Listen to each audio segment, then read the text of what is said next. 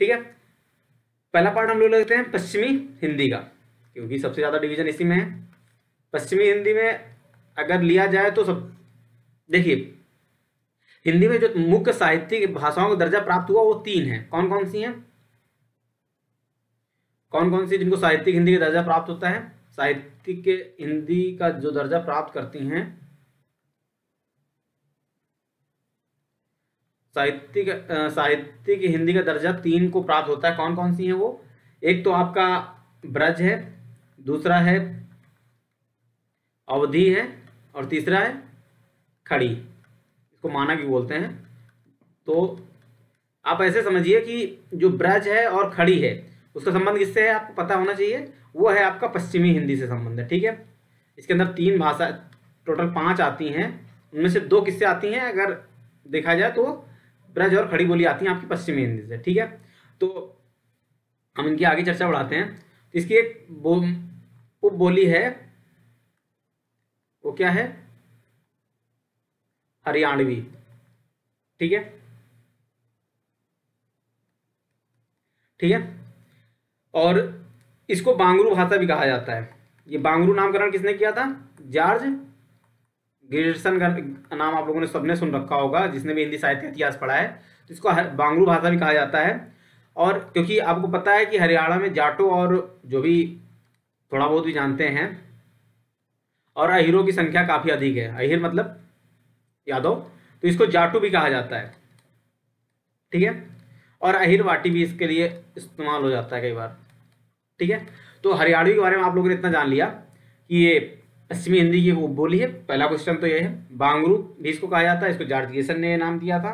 तीसरा पार्ट हम लोगों ने पढ़ लिया कि जाटों में बोली जाने के कारण से जाटू भी कहा जाता है, और अहिरवाटी कारण से अहिरवाटी भी कहा जाता है। ठीक है, तो मुझे लगता है समझ में आ गया होगा।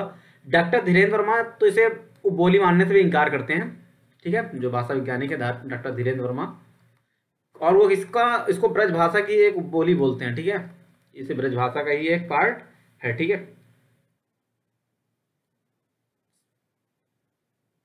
सॉरी, ये ब्रज भाषा नहीं है, ये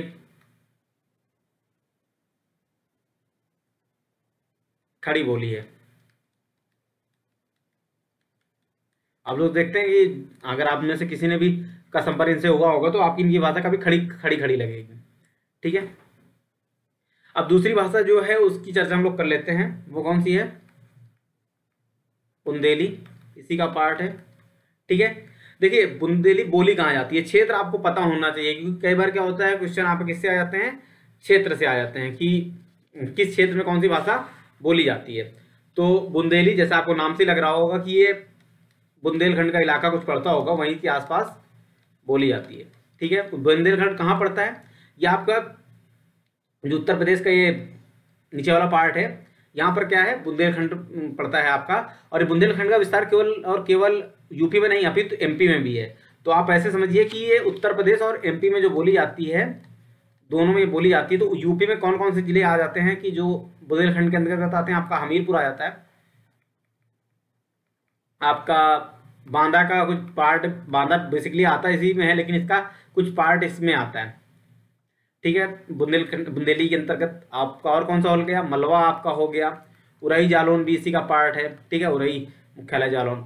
ठीक है, और आपका इसमें कौन सा हो सकता है? झांसी हो गया आपका, ये भी इसी का पार्ट हो जाएगा। और इसमें अगर आप अब एमपी में चले जाएं तो एमपी का छतरपुर हो गया, इसी का पार्ट हो जाएगा। सागर जिला होता है एमपी का, वो भी इसी में आ जाएगा आपको। ओरछा, जहाँ के कौन थे? बिहारी जी आपके। ठीक है, और ग्वालियर वगैरह में भी कुछ बहुत मात्रा में बोली जाती है आपका। ठीक है, तो बुंदेली के बारे में जो मोटा मोटी चीज़ है ये आपने समझ लिया होगा कि ये कहाँ बोली जाती है। बेसिकली बुंदेलखंड के इलाके में बोली जाती है। और यहाँ पर राजपूत शासन काफ़ी प्रसिद्ध रहा होगा। आपने पिक्चर आई है अभी कुछ वर्षों पहले जिसका काफ़ी ज़्यादा विवाद होता है, और भंसाली के नेतृत्व में बनी थी। और लेकिन बेसिकली वो किसको मोटी करते हुए बनती है? तो उसमें जो राजपूताना बुंदेलखंड की राजपूत मस्तानी के बारे में वर्णन मिलता है आपको, तो यही राजपूत। ठीक है, तो बुंदेली के बारे में ये चीज़ इम्पोर्टेंट है। और इसमें क्या है कि आपका ब्रज और अवधि दोनों का प्रभाव आपको देखने के लिए मिल जाएगा। ब्रज प्लस अवधि आपको दोनों का प्रयोग इसमें प्रभाव दिखेगा। और उकार बहुला होती है पहले बात तो। उकार मतलब ओ का प्रयोग बहुत मिलेगा। और जैसे तुम्हारो कहा जा सकता है, मारो तुम्हारो, ठीक है। और हा कर लोप भी हो जाता है। जैसे सपोज करिए, जैसे मैं तुम्हारो बताया, इसे तुम्हारा लिखा होता है नॉर्मल, क्या बोला जाए, तुम्हारो क्या हो जाएगा, तुम्हारो। यह हा क्या हो जाएगा, हट जाएगा। हा का राह, सॉरी, रा का यहाँ पे क्या हो गया, ओ, उकार बहुला होने के कारण ओ हो जाता है, ठीक है। अब आगे चलते हैं। बुंदेली हम लोगों ने सब पढ़ ली।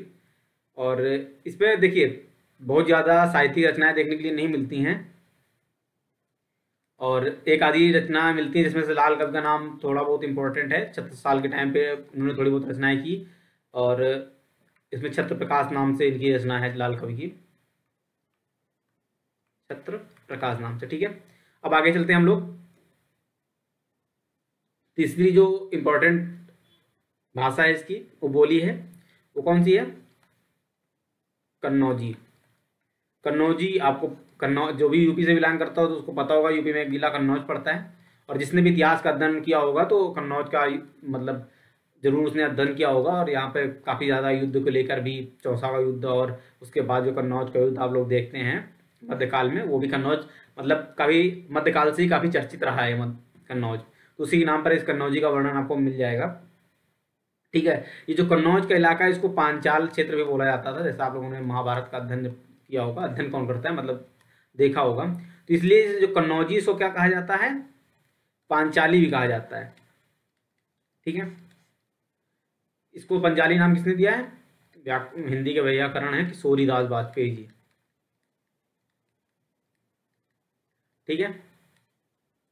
और ये भी ओकार बहुला है, जैसे आपकी इससे पहले थी कौन सी, बुंदेली थी, ये भी ओकार बहुला ही है, वो की अधिकता आपको मिल जाएगी। और इसमें संयुक्त स्वर व्यवस्था आपको देखने के लिए मिल जाएगी। संयुक्त स्वर व्यवस्था का तात्पर्य क्या है, जिसे आपको और, कौन, जैसे हम लोग कौन बोलते हैं, ये क्या बोलेंगे, कौन। अगर आपको कन्नौजी, अच्छा इसका क्षेत्र भी आपको पता होना चाहिए। जैसे हम लोग बुंदेली का क्षेत्र देखा, क्योंकि क्षेत्र तो पूछा जाता है कई बार नेट के एग्जाम में और अदर्स एग्जाम में भी पूछा जाता है, जहाँ पर कौन सी कैसे पूछा जाता है इसको, जहाँ ऑब्जेक्टिव टाइप क्वेश्चन आते हैं, ठीक है। तो इसमें जो ब्रज का पूर्वी क्षेत्र है उस पर कन्नौजी मिलती है। ब्रज का पूर्वी क्षेत्र मतलब आप ब्रज, आपका जो ब्रज मथुरा वाला इलाका, उससे आप पूर्व की ओर चलेंगे तो वहाँ पे देखने को मिल जाएगा। तो उसमें कौन कौन से आ जाता है आपका, पहला तो कन्नौजी हो जाएगा। और कन्नौज के आसपास से लगे हुए जिले कौन कौन से हैं आपके, एक कानपुर हो गया आपका, कानपुर का जो पश्चिमी भाग हो जाएगा, हरदोई हो गया, शाहजहांपुर तक ये है इसका विस्तार, ठीक है। फर्रुखाबाद, आलू आलू आप लोग लेने जाते होंगे अगर आपके यहाँ आलू खेती होती होगी तो, इटावा हो गया, पीलीभीत हो गया, यहाँ पर आपका इसका विस्तार देखने के लिए मिल जाता है, ठीक है। तो मुझे लगता है ये आपको समझ में आ गया होगा कि कन्नौज का संबंध कहाँ से है, ठीक है। अब आगे चलते हैं। और हम लोगों ने इसके बारे में बात के लिए भी ओकार बहुला है, संयुक्त स्वर व्यवस्था इसमें हो जाती है, हा का लोप हो जाता है इसमें, और या जो होता है वो जा में परिवर्तित हो जाता है, ठीक है। आप कानपुरियों को सुनेंगे, जो भी कानपुरिया होगा वो क्या बोलेगा, अब सपोज करो अगर उसे कानपुर के बगल से आपको पता है कि जमुना जी पास से ही निकलती हैं, तो अगर उसे जमुना जी जाना हो तो वो यमुना जी जाना हो तो वो जमुना जी जाएगा, ना कि यमुना जी। यमुना क्या बोलेगा, जमुना बोलेगा। वहां पर आपको यश, कोई आप अच्छा काम करते हैं तो आपको यश की प्राप्त नहीं होती, वहां पे आपको जस की प्राप्त होती है। क्यों, क्योंकि कन्नौजी में क्या है, या का जा हो जाता है, ठीक है। और वहां पर अगर सपोज करिए वर यात्रा नहीं निकलती, वहां पर बर यात्रा निकलती है, ठीक है। वाका अर्थात वा का कन्वर्जन किसमें हो जाता है, बा में हो जाता है, ठीक है। आपको ये समझ में आ जा रहा होगा। और अनुनासिकरण हो जाता है, मतलब आप अनुनासिकरण से तात्पर्य क्या है, समझ लीजिए। सपोज करिए नॉर्मल वर्ड क्या होता है, भौजाई, भौजी को भौजाई बोलते हैं। तो अगर वहाँ पर क्या हो जाएगा, भौजाई बोलेंगे पहली बात तो। और जुआ नॉर्मली क्या होता है, जुआ होता है, जुआ खेला जा रहा है, वहाँ पे क्या करें, जुआ खेला जाता है, जुआ। ये क्या है, अनुनासिकता पे जोर है यहाँ पे, ठीक है। तो ये रही आपकी कन्नौज जी। अब हम बात कर लेते हैं ब्रज और इसकी दो इंपॉर्टेंट, मैंने इनको बाद में इसलिए रखा क्योंकि इसी साथ में ब्रज, खड़ी और अवधि के बारे में एक साथ चर्चा कर लेंगे, क्योंकि तीनों साहित्यिक दर्जा प्राप्त की उन्होंने। अति सबसे ज़्यादा साहित्य जो हिंदी में लिखा गया है वो इसी में लिखा गया, ठीक है, इन्हीं तीन भाषाओं में। तो अब बात करते हैं चौथी की बात, ब्रज की बात करते हैं। देखिए यहाँ पर 3 क्वेश्चन रह जाएंगे, वो हम लोग अगले वीडियो में करेंगे। और ये नेट का उतना ज़्यादा पार्ट भी नहीं है, लेकिन असिस्टेंट प्रोफेसर का एग्जाम हो गया, आपका आईएएस में पूछा जाता है, इससे क्वेश्चन बहुत पूछे जाते हैं। और पीसीएस में भी आता है आपका, अगर आप लोगों ने पीसीएस किसी ने दिया होगा जिसका और ऑप्शनल हिंदी रहा हो, तो क्वेश्चन आते हैं कि हिंदी की जो 3 साहित्यिक भाषाएं रही हैं, तो उनसे संबंधित क्वेश्चन कैसे आ सकता है कि ब्रज ने साहित्यिक भाषा का दर्जा कैसे प्राप्त किया, उसकी यात्रा का वर्णन कीजिए।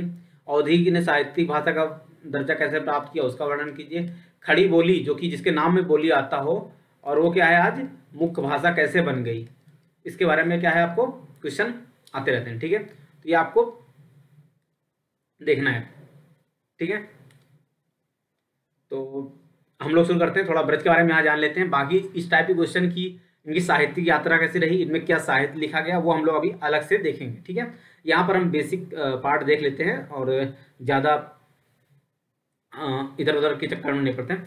देखिए जो मनु ने एक ब्रह्मर्षि क्षेत्र की जो कल्पना की थी, ठीक है, ब्रह्मर्षि,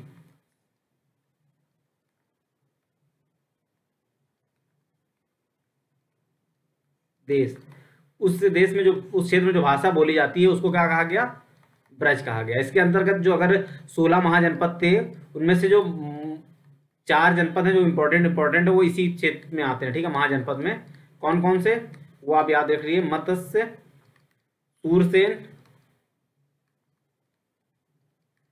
कुरु और पांचाल, ठीक है। बेसिकली अब जो आपका इंडिया, उसके मध्य देश की भाषा इसको कहा जा सकता है। मतलब जो हिंदी का हार्टलैंड, हिंदी हार्टलैंड, उसका जो मध्य देश है, उसमें क्या है, ये बोली जाती है मध्य देश की भाषा। इसका विस्तार अगर देख ले तो कहाँ तक मिल जाएगा आपको, अलीगढ़ से आपको ये शुरू हो जाएगी, ठीक है, अलीगढ़ में मिल जाएगी, मथुरा में मिल जाएगी, आपको आगरा में मिल जाएगी, आपको बरेली में मिल जाएगी, ठीक है, मास बरेली ना कि रायबरेली, ठीक है। आपको मैनपुरी में मिल जाएगी, इटावा के पास पड़ता है, मैनपुरी हो गई, बदायूं हो गया आपका, ठीक है। आपका गुड़गांव की पूर्वी पट्टी में भी थोड़ी बहुत इसका विस्तार मिल जाएगा आपको। भरतपुर, ये आपका राजस्थान वाला पार्ट है भरतपुर में, ठीक है, भरतपुर, क्योंकि आपको आप देखते हैं मथुरा से होते ही आपको भरतपुर जाना पड़ता है, ठीक है। धौलपुर हो गई, करौली हो गया, जयपुर का कुछ पूर्वी भाग हो गया, और ग्वालियर का पश्चिमी भाग, ठीक है, जो इधर वाला पार्ट है, जो वहाँ पर क्या है आपको ये ब्रज भाषा देखने के लिए मिलेगी, अर्थात ब्रज भाषा का प्रयोग वहाँ पे होता है, ठीक है। और क्योंकि ब्रज भाषा काफ़ी इंपॉर्टेंट थी, तो इसका मतलब व्याकरण भी लिखा गया, और इसकी शुरुआत तो आदिकाल से मिल जाती है थोड़ी बहुत देखने के लिए साहित्य में। और मध्यकाल में तो मध्यकाल का जो प्रारंभिक भाग होता था, जिसको भक्तिकाल भी कहते हैं, इसमें ये बराबर का दर्जा प्राप्त करती है, अर्थात इसमें अवधि और दोनों में, अवधि प्लस ब्रज में भी देखने के लिए मिल जाएगा, अर्थात दोनों। लेकिन जब रीत काल आता है तो ये बिल्कुल डोमिनेशन इसका हो जाता है, और उसमें सबसे ज़्यादा रचना किसकी होती है, वो ब्रज भाषा में ही की जाती है। तो अगर कहा जाए कि क्वेश्चन आपसे आ जाए कि हिंदी साहित्य में ब्रज भाषा का स्वर्णकाल कौन सा था, तो उसको रीतकाल कहा जा सकता है बिना किसी हिचक के। और ये आधुनिक काल में भी शुरुआती टाइम पीरियड में देखने के मिलती है। इसमें से आपका भारतेंद्र जी का नाम भी आता है। भारतेंद्र ने गद्य के लिए तो खड़ी बोली का अपनाया, लेकिन पद के लिए उन्होंने ब्रज का ही उपयोग करते रहे। आगे रत्नाकर जी का नाम भी आपको मिल जाता है द्विवेदी युग में, ठीक है। तो ये आपको आधुनिक काल तक इसका विस्तार आपको देखने के लिए मिलता है, ठीक है। और इसका विस्तार केवल और केवल अगर ऐसा कहा जाए कि उत्तर प्रदेश और राजस्थान में, तो ऐसा नहीं है। इसका विस्तार गुजरात के काठियावाड़ तक में भी आपको मिल जाएगा। नरसिंह मेहता वगैरह की जो रचनाएं, उसमें काफ़ी आपको ब्रज का प्रयोग मिलेगा, ठीक है। जो काठियावाड़ वाला इलाका है, वहाँ पर आपको ब्रज भाषा देखने के लिए मिलता है, ठीक है।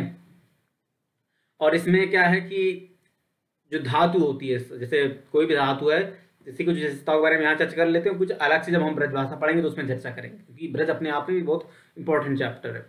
तो उसमें क्या है कि जैसे हमें क्या है मारूंगा, तो वहां पे क्या बोलेंगे, मरिहों, मरिहों। ठीक है, तो वहां पे क्या है कि जो धातु होते हो तो इसमें ई और एह प्रत्यय लगा दिया जाता है। ठीक है, और उकारांत शब्दों की प्रधानता है। ठीक है, जो कि इससे पहले हमने देख लिया, उकारांत प्रधानता किसमें किसमें, बुंदेली में भी थी और कन्नौजी में भी थी। ठीक है, और इसमें क्या है, इसके सर्वनाम भी आपको ऐसे ही मिले जिसमें उकारांत शब्दों की, जैसे हाउ, मोरो, हमारो, क्या है इसमें उकार बोल रहा है ना। ठीक है, तुम्हारो सर्वनाम है, और इनके सर्वनामों में भी आपकी उकार चीजें आपको देखने के लिए मिल जाएंगी। ठीक है, सिंपल सी बात है, आजकल खड़ी बोली में भी देखने को मिलता है, और इसमें भी कि जो सौ सौ सौ है, इन सबका प्रोनाउंसिएशन क्या होता है, सिर्फ ये वाला सा। ठीक है, चाहे तालब सा हो चाहे मूर्धन सा हो, सबका प्रयोग सा ही हो जाना है। ठीक है, और इसमें जो ड़ा होता है, आपको हरियाणवी में ड़ा का प्रयोग बहुत मिल जाएगा, लेकिन जो ब्रज है उसमें ड़ा नहीं मिलेगा, उसमें ना मिलेगा।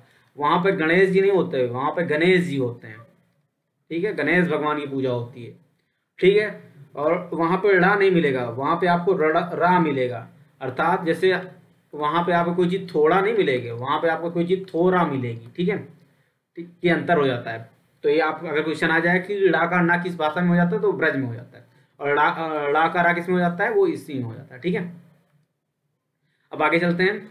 और इसमें क्या है कि जैसे किसी चीज का बहुवचन बनाना है, जैसे वहां पे लड़का होता है, तो हमने पहले बताया कि ला का क्या हो जाएगा, रा हो जाएगा, तो लड़का क्या हो जाएगा, लड़का हो जाएगा। पहली बात तो ये हो जाएगा। अब इसका बहुवचन बनाना है, तो इसमें किसका हो जाएगा, अन्य अनि प्रत्यय का प्रयोग हो जाएगा। ठीक है, लड़का और लड़किन इस तरह के शब्दों का प्रयोग हो जाता है। ठीक है, और अगर जो सपोज के खड़ी बोली से इसकी चर्चा की जाए, तो जैसे उसमें क्या है कि ए का जहाँ पे प्रयोग हो रहा होगा, वहां पे इसमें क्या हो जाएगा, ए का प्रयोग हो जाएगा। जहाँ पे उसमें ओ का प्रयोग हो रहा होगा, वहां पे इसको इसमें औ का प्रयोग हो जाएगा। ये बेसिकली हम लोगों ने ब्रज की भाषा के बारे में थोड़ा थोड़ा यहाँ पे समझ लिया है। अगली भाषा जिसके बारे में हमें चर्चा करनी है वो है खड़ी बोली। ठीक है, खड़ी बोली के पहले बात तो नाम समझ लेना चाहिए हमें। इसको हिंदुस्तानी भी कुछ लोग कहते हैं, इसको कुछ लोग साहित्यिक हिंदी भी कहते हैं। ठीक है, कुछ लोग कौरवी भी बोलते हैं। ठीक है, क्योंकि कुरुक्षेत्र में बोली जाने के कारण क्या बोलते हैं, कौरवी बोलते थे। ठीक है, और इसके विस्तार देख लेते हैं हम लोग, क्योंकि अलग से हमको इसके बारे में फिर से चर्चा करनी ही है, तो आप लोग वहां पे देख लीजिएगा। रामपुर, मुरादाबाद, ठीक है, मुरादाबाद, बिजनौर, जो कि पश्चिमी यूपी का उत्तरी भाग है, जो कि आपका हिमाचल और उत्तराखंड से लगता है, वहां पर इसका प्रयोग आपको मिल जाएगा। मुजफ्फरनगर, ठीक है, मेरठ में मिल जाएगा, बुलंदशहर में मिल जाएगा, सहारनपुर में मिल जाएगा, देहरादून में मिल जाएगा, अंबाला में मिल जाएगा, पटियाला में मिल जाएगा। ठीक है, अंबाला कहाँ का भाग है आपका, हरियाणा का भाग है। ठीक है, यहाँ पे आपको ये आपकी ये भाषा देख खड़ी बोली आपको सुनने को ये मिलेगी। ठीक है, और ये इसकी शुरुआत आपको क्या बोलते हैं, आदिकाल में मिल जाएगी। आदिकाल से इसकी शुरुआत होती है, आदिकाल में थोड़ा बहुत देखने के लिए मिलती है, लेकिन भक्तिकाल और रीतकाल में थोड़ी बहुत गायब रहती है, बिल्कुल गायब सी हो जाती है, क्योंकि आदिकाल में अमीर खुसरो की जो आपकी बुकरियाँ हो गई, पहेलियाँ हो गई, उनमें आपको क्या है, जो आज की हिंदी खड़ी बोली है उसका प्रयोग आपको देखने के लिए मिल सकता है। आपको लगेगा कि ये आधुनिक काल की रचना है क्या।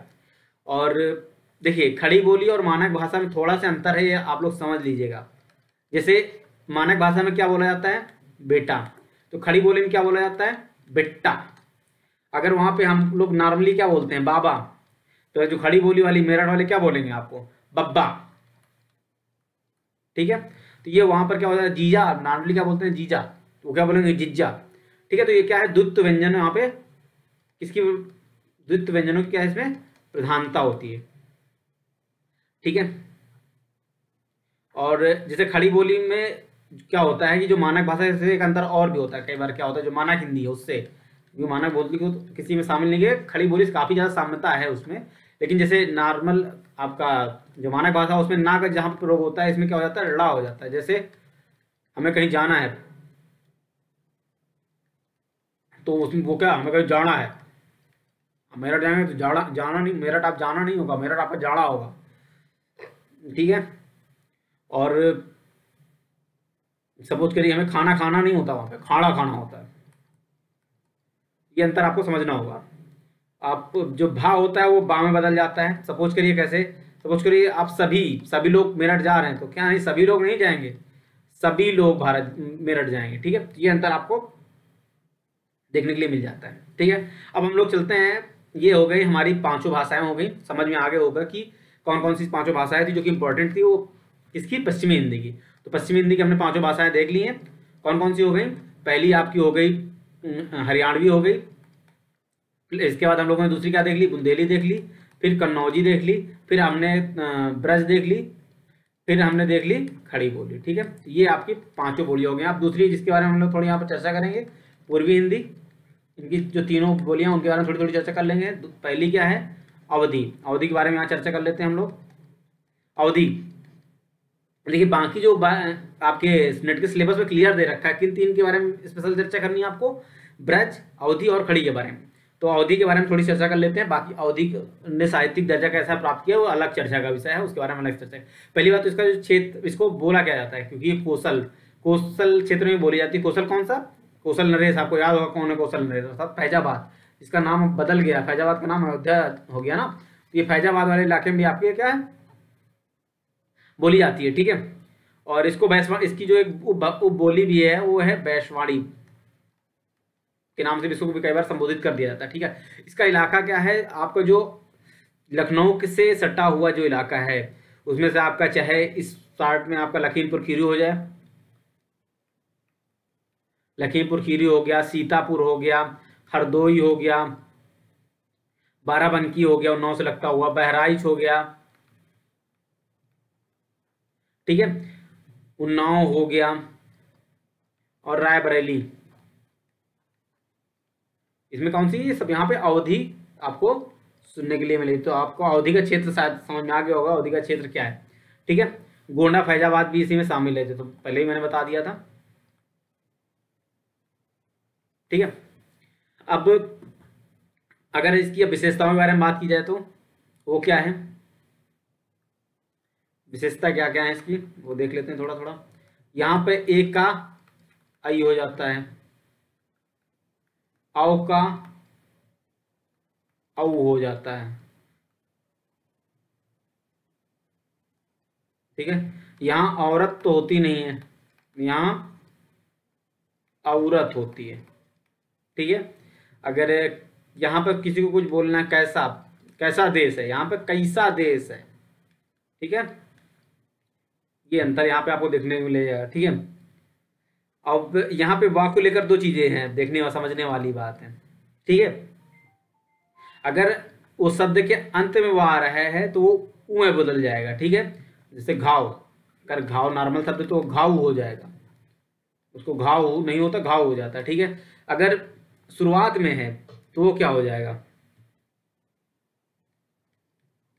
सपोज करिए वाहन होता है शुरुआत में, अगर हमने अभी अंत के बारे में बात कर ली तो शुरुआत में अगर वाहन है तो वो बा में बदल जाता है, वहां वाहन नहीं वाहन चलते हैं, वहां वकील नहीं होता है, वकील होता है भाई, वकील करते हैं वो लोग जो भी लखनवी होते हैं, ठीक है। नवाब साहब नहीं, नवाब साहब हो जाते हैं वहां के लोग, ठीक है। तो ये आपको समझ में आ गया होगा। जैसे हरदेव लिखना हो तो हरदेव नहीं लिखा जाएगा, हरदेव लिखा जाएगा, क्यों, अभी जैसे मैंने बताया वा का किसी में कन्वर्जन हो जाता है, ऊ में हो जाता है। चार कन्वर्जन हम लोगों ने यहाँ पढ़ लिया। पहला ए का आई में, दूसरा औ का औ में, तीसरा तीसरा ऊ वा का अगर शुरुआत में है ऊ में और अंत में है तो वा का बा में, ठीक है। और ये लोग क्या करते हैं कि अगर राग को लेकर दो चीजें यहाँ पे समझने वाली बात है। कई बार क्या होता है, इनके राग का जबरदस्ती आगमन कर देते हैं, जैसे पसंद नहीं है ये पसंद करते हैं, इसमें जबरदस्ती रा उछेड़ दिया इन लोगों ने, ठीक है। अगर कहीं पर क्या है रा आया तो उसको रा में कन्वर्जन कर देंगे, ये नॉर्मली क्या होता है, लड़का होता है, ठीक है। तो ये क्या कर देंगे, लड़का कर देंगे। क्यों कर देंगे, क्योंकि ये इसकी अवधि की विशेषता है, ठीक है। तो आप लोगों को यहाँ समझ में आ गया होगा।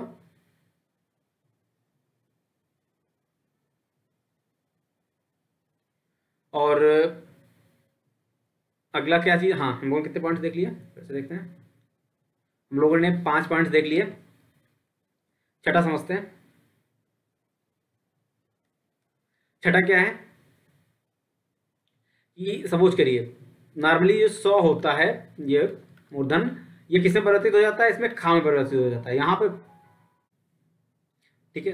तो हम लोग भाषा और भागा तक पहुंच गए थे कि साका खा हो जाता है। और जैसे भूषण नहीं होगा, भूखन होगा, शिवभूषण नहीं शिवभूखन हो जाएगा, शिवभूषण।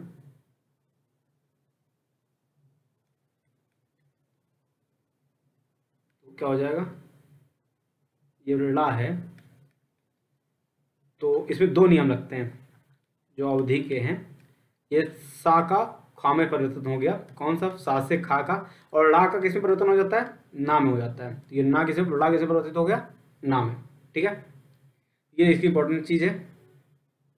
और बाकी इसकी कई सारी चीज़ें अवधि खड़ी बोली की तरह हैं, जैसे उसमें बहुवचन बनता है, बात का बातें हो जाता है, इसमें सेम वैसे ही बनता है, ठीक है। अब हम लोग चलते हैं इसकी पूर्वी हिंदी की अन्य 2 भाषाओं की तरफ, बघेली और तीसरी छत्तीसगढ़ी। तो बघेली आपको पता है, जो बघेलखंड वाला इलाका है वहाँ पर बोली जाती है। और इसमें बहुत ज़्यादा आपको साहित्यिक रचनाएं देखने के लिए नहीं मिलेंगी। इसको कई बार दक्षिणी अवधि भी कहा जाता है। ये इंपॉर्टेंट चीज़ है इसमें। इसमें आपका आ जाएगा जो बघेलखंड वाला इलाका है, जबलपुर हो गया, आपका दामोह हो गया, दमोह होते हैं शायद। और इसमें आपका बांदा का भी कुछ हिस्सा आ जाता है, फतेहपुर आ जाता है आपका यूपी का। इसमें भी आपको बघेली का प्रभाव देखने के लिए मिल जाएगा। तो बेसिकली ये इसके मुख्य मुख्य क्षेत्र हैं। और इसकी कुछ बोलियां भी हैं, जैसे तिरहारी है, जुड़ार है, गहोरा है। ये इसकी क्या है, इसकी बघेली की उप बोली है, ठीक है। बघेली के अंदर अगर डिवीजन कर दिया तो वो है। यहाँ पर क्या है, जैसे अब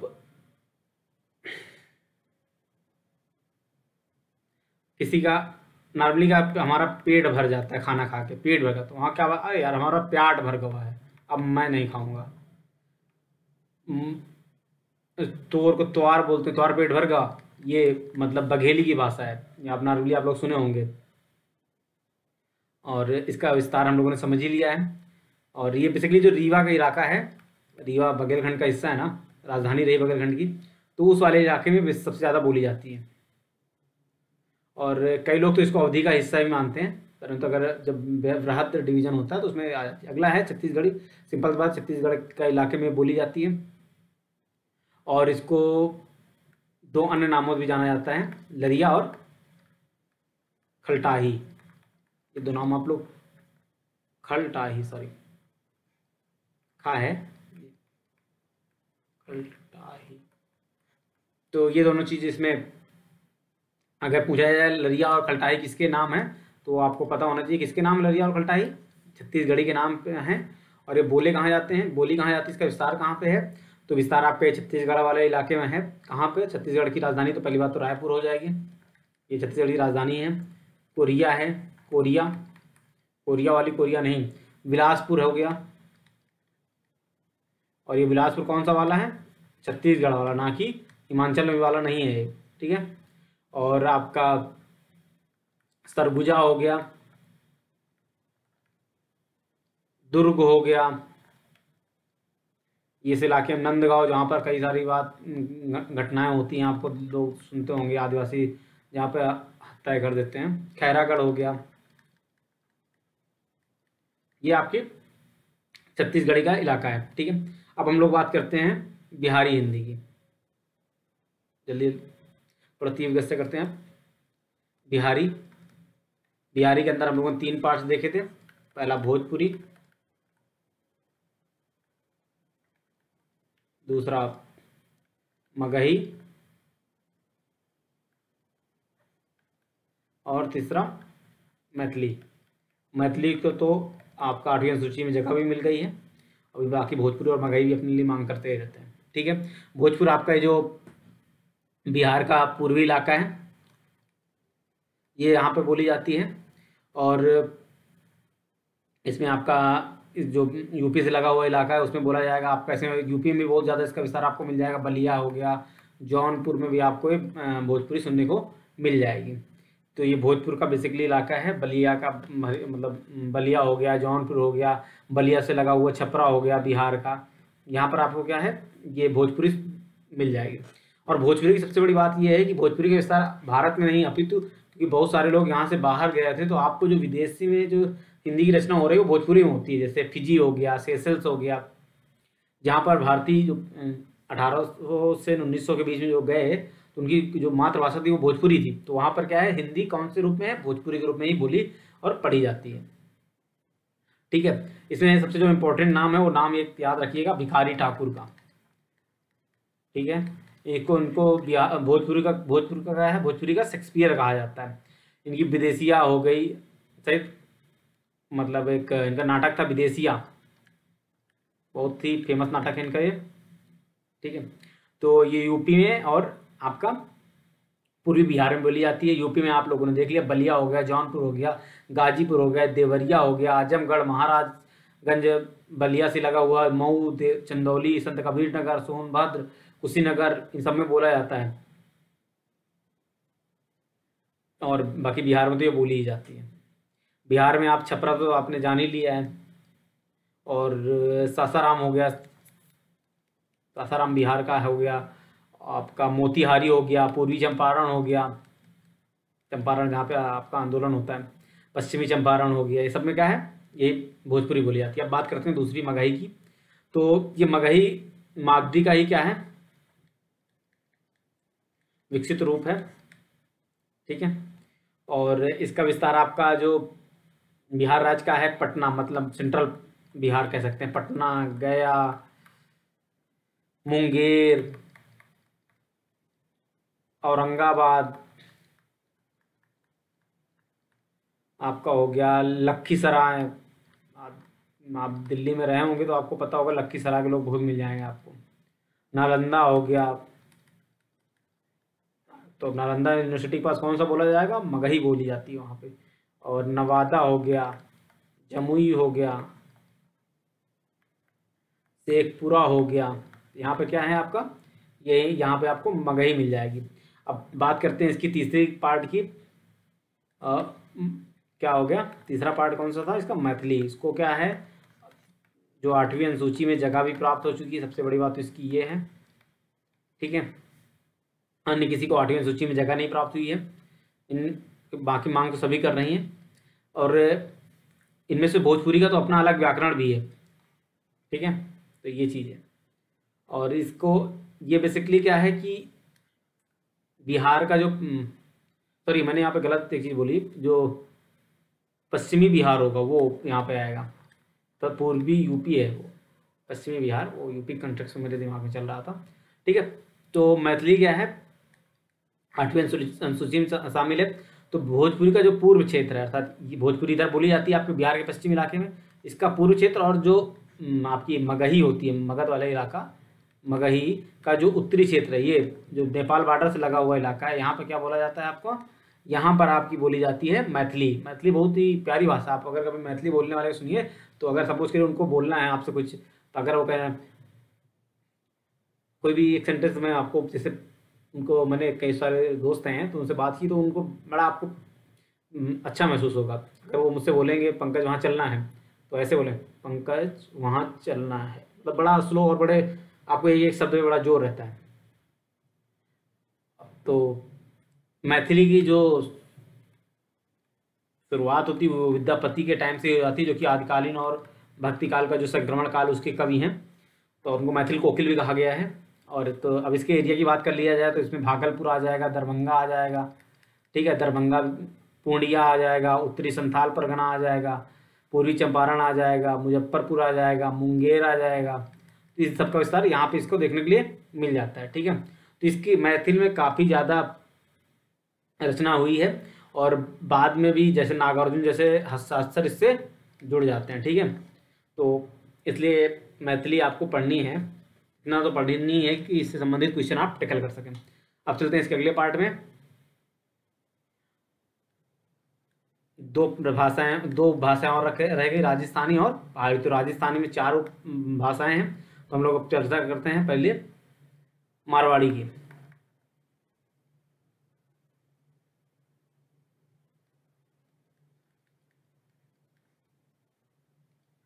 ठीक है, ये बेसिकली जो जयपुर वाला इलाका है, सॉरी जोधपुर वाला जो इलाका है वहाँ पर ये बोली जाती है। इसको मरु भाषा भी कहते हैं, अर्थात यहाँ पे रेगिस्तान वाले इलाके में आपकी बोली जाती है मरु भाषा, इसको भी कहा जाता है। और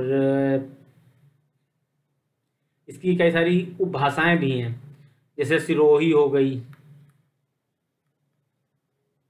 ये क्वेश्चन आया हो इसलिए मैं इसको यहाँ पे करा दे रहा हूँ। सिरोही, बागड़ी, थली, शेखावटी, ये इसकी क्या है, आदि उपबोलियां भी हैं। इसके अंदर उपबोली के अंदर भी उपबोलियां हैं। और मीराबाई के कई पद इस भाषा में आपको मिल जाएंगे। ये पुरानी मारवाड़ी थी, इसी को डिंगल कहा जाता है। डिंगल पिंगल आपने जब आदिकाल हम लोग पढ़ेंगे उसमें डिंगल पिंगल के बारे में पढ़ेंगे। जो डिंगल थी वो पुरानी मारवाड़ी ही थी डिंगल। ठीक है, तो इसमें हमें कोई समझने में इतनी दिक्कत नहीं होनी चाहिए। अगली भाषा है वो जयपुरी है, नाम से पता चलता है जयपुर वाले इलाके में बोली जा रही होगी। इसको अन्य नाम से भी जाना जाता है, वो आप लोग याद रख लीजिएगा, ढूंढाड़ी भी बोला जाता है, या इसका पुराना नाम क्या था, ढूंढाड़ था। ठीक है, वो आप लोग याद रखिएगा। तो इसका विस्तार जयपुर वाले इलाके में आपको मिल जाएगा जयपुरी का। इसी की अगर तीसरी भाषा की बात की जाए उसमें आपको आ जाएगी मेवाती, और चौथी हो जाएगी मालवी। इनमें भी कोई बहुत ज़्यादा साहित्यिक रचना नहीं हुई मेवाती और मालवी में, लेकिन लोकगीत इनमें सब में रचे गए हैं। लोक साहित्य आपको जितनी भी उप भाषाएं उनमें सब में लोक साहित्य मिलेगा, लेकिन साहित्यिक भाषाएं केवल साहित्यिक रचनाएं केवल 3 में ही मुख्यतः मिलती हैं। ठीक है, अगर इसका इसी जयपुर की एक बोली भी है, वो याद रखने वाली बात है, हाड़ौती। हाड़ौती एक कोटा बूंदी वाला इलाका है, वहाँ बोली जाती है, इसलिए मैं इसको यहाँ पे कराना मैंने सोचा करवा देता हूँ। ठीक है, और इनकी कई सारी उपबोलियाँ भी हैं क्योंकि राजस्थान बहुत बड़ा इलाका है। तो ये मेवाती, तो यहाँ पे इसके एक आदिवासी जात थी जिसको मतलब जिसके नाम पर इसका नाम मेवाती पड़ा, मेव जाति रहती थी, और इसको मेवाल नाम के इलाका था उसके नाम पे। ठीक है, ये बेसिकली कहाँ पे बोली जाती है आपकी जो मेवाती है, अलवर हो गया राजस्थान का। ठीक है, अलवर के अलावा आपका ये मान के चलिए भरतपुर वाला इलाका हो गया, गुड़गांव का कुछ इलाका हो गया, आजकल तो गुड़गांव रहा नहीं, गुरुग्राम कहिए आप। ठीक है, और इसकी राठी, नहेर, कटहर, गुजरी आदि इसकी क्या है उपबोलियाँ भी हैं, तो वो आपके लिए उतनी इंपॉर्टेंट नहीं है। अगली पार्ट की बात करते हैं, इसके मालवी की बात करते हैं। तो मालवी का जो ये दक्षिणी राजस्थान की जो आपका ये यहाँ पर मध्य प्रदेश से जो लगता हुआ हिस्सा है, और मध्य प्रदेश का, मध्य प्रदेश आप जब मध्य प्रदेश का मैप देखेंगे तो मध्य प्रदेश काफ़ी अंदर तक यहाँ राजस्थान के अंदर घुस गया है। तो इस इलाके में जो मालवा क्षेत्र था जहाँ पर मालवा राज्य की स्थापना हुई थी, वहाँ पे क्या है मालवी बोली जाती है। इसमें उज्जैन, इंदौर भी आ जाएगा, आपका देवास जहाँ पे टकसाल वगैरह है, रतलाम हो गया, भोपाल का इलाका हो गया, होशंगाबाद हो गया, पूना गुना हो गया, टोंक हो गया, इनके आसपास का इलाका जो है इसमें सब भी बोली जाती है। ठीक है, तो हम लोगों ने इसकी चारों देख ली, कौन कौन सी देख ली, मारवाड़ी देख ली, जयपुरी देख ली, मालवी देख ली, और मेवाड़ी देख ली, मेवाती देख ली। ठीक है, अब हम चलते हैं पहाड़ी हिंदी की तरफ। पहाड़ी हिंदी के हमने 3 पार्ट देखे, कौन कौन सी, कुमाऊनी,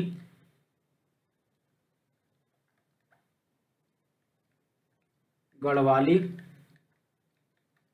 और दक्षिणी, सॉरी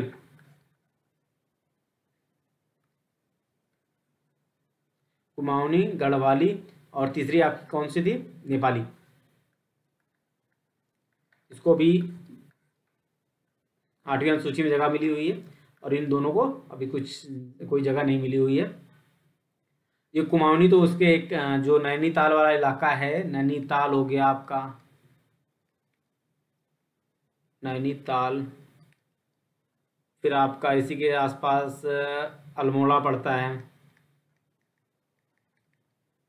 पिथौरागढ़ पड़ता है। इसको कुमाऊं क्षेत्र के नाम से भी जाना जाता है।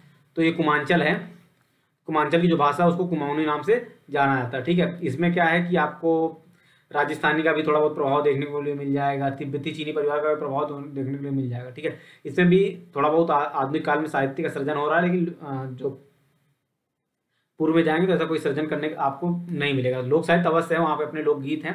गढ़वाल इलाका तो आपका जो केदारखंड वाला इलाका है वही गढ़वाली, वहाँ पर जो भाषा बोली जाती है इसको पहाड़ी की गढ़वाली पार्ट कहते हैं केदारखंड में।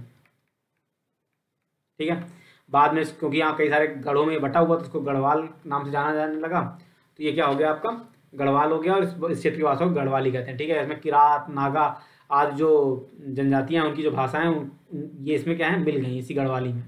ठीक है, और नेपाली, नेपाली आपको पता है नेपाल क्षेत्र की जो भाषा है वो नेपाली है। ठीक है, तो हम लोगों ने आज हिंदी की 5 उपभाषाएं देखी और 5 उपभाषाओं के अंदर जो 18 उपबोलियाँ होती हैं उनको देखा कि कैसे उनका डिवीजन होता है। तो यहाँ संबंधित अब कुछ क्वेश्चंस हैं, हम लोग यहाँ पर देखते चलते हैं। तो जैसे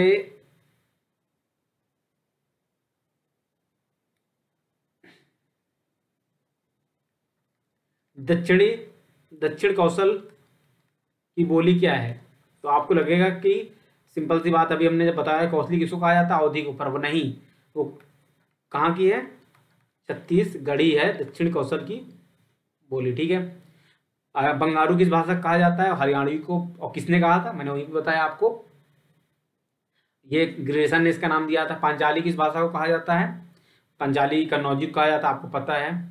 और खड़ी बोली को कौरवी किसने कहा है, खड़ी बोली कौरवी कहने का श्रेय किसको जाता है, राहुल सांकृत्यायन जी को जाता है। और